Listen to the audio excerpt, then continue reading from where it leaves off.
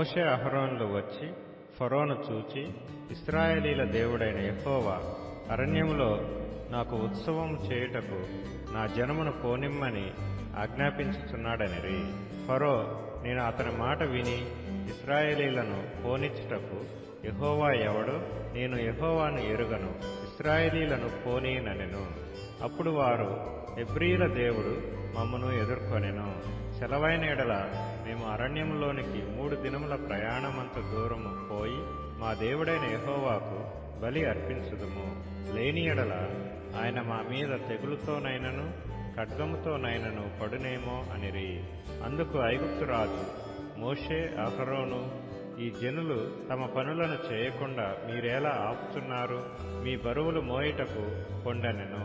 మరియు ఫరో, ఇదిగో ఈ జనము ఇప్పుడు విస్తరించి ఉన్నది. వారు తమ బరువులను విడిచి తీరికగా నుండునట్లు మీరు చేయుచున్నారని వారితో అనెను.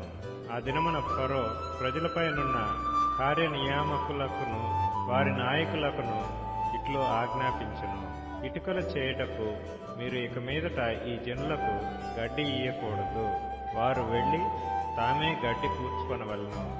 అయినను వారు ఇదివరకు చేసిన ఇటుకల లెక్కనే వారి మీద మోపవలెను. దానిలో ఏమాత్రమును తక్కువ చేయవద్దు. వారు సోమరులు గనుక మేము వెళ్లి మా దేవునికి బలి నర్పించుటకు సెలవిమ్మని మొరపెట్టుచున్నారు. ఆ మనుష్యుల చేత ఎక్కువ పని చేయింపవలెను. దానిలో వారు కష్టపడవలెను. అబద్ధపు మాటలను వారు లక్ష్య పెట్టకూడదనెను.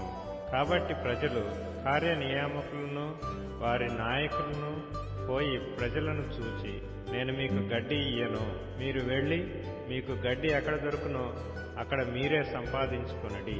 అయితే మీ పనిలో నేమాత్రమును తక్కువ చేయబడదని ఫరో సెలవిచ్చిననిరి. అప్పుడు ప్రజలు గడ్డికి మారుగా కొయ్యకాలు కూర్చుటకు ఐగుప్తు దేశమందంతటను చెదరిపోయిరి. మరియు కార్యనియామకులు వారిని త్వరపెట్టి గడ్డి ఉన్నప్పటి వల్లనే ఏనాటి పని ఆనాడే ముగించుడనిరి. ఫరో కార్యనియామకులు తాము ఇశ్రాయేలీలలో వారి మీద ఉంచిన నాయకులను కొట్టి, ఎప్పటి వలె మీ లెక్క చొప్పున ఇటుకలను నిన్న నేడు మీరు ఎలా చేయించలేదని అడుగగా, ఇశ్రాయేలీల నాయకులు ఫరో యొద్దకు వచ్చి, తమ దాసుల ఎడల తమరెందుకిట్లు జరిగించుతున్నారు? తమ దాసులకు గడ్డినియ్యరు, అయితే ఇటుకలు చేయుడని మాతో చెప్పుచున్నారు.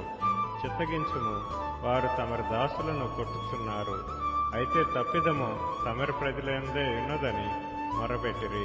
అందుకతడు, మీరు సోమరులు, అందుచేత మీరు వెళ్లి యెహోవాకు బలి నర్పించుటకు సెలవిమ్మని మీరు అడుగుచున్నారు. మీరు పొండి పని చేయుడి, గడ్డి మీకు ఇయ్యబడదు. అయితే ఇటుకల లెక్క మీరు అప్పగింపక తప్పదని చెప్పెను. మీ ఇటుకల లెక్కలో నేమాత్రమును తక్కువ చేయవద్దు.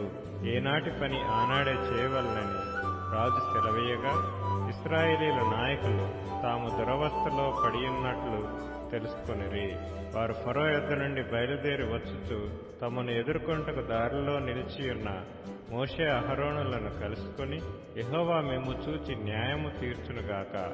ఫరో ఎదుటను అతని దాసుల ఎదుటను మమ్మను అసహ్యులుగా చేసి మమ్ము చంపుటకై వారి చేతికి ఖడ్గమిచ్చితురని వారితో అనగా, మోషే యెహోవా యొద్దకు తిరిగి వెళ్లి, ప్రభువా, నీవేళ ఈ ప్రజలకు కీడు చేసితివి, నన్నేలా పంపితివి?